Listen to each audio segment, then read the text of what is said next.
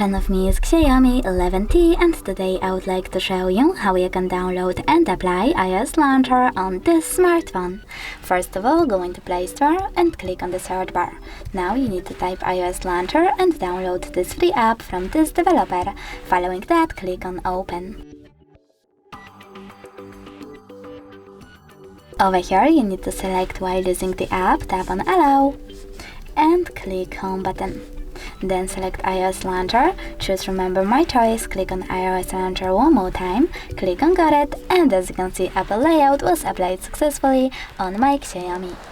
Thanks so much for watching. If you enjoyed this video, don't forget to leave a like, comment and definitely subscribe. Bye!